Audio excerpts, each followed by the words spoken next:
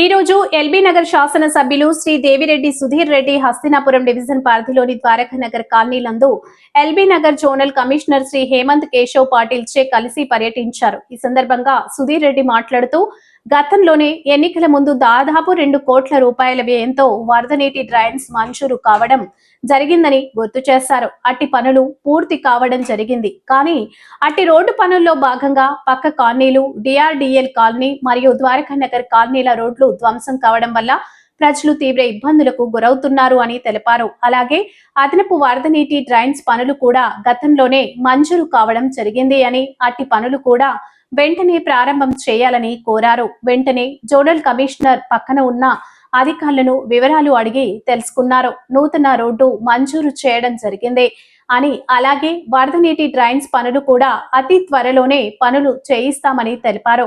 దానికి కాలనీవాసులు సంతోషం వ్యక్తం చేశారు. ఇటు కార్యక్రమంలో మాజీ కార్పొరేటర్ పద్మా శ్రీనివాస్ నాయక్ మరియు కాలనీ వాసులు తదితరులు పాల్గొన్నారు.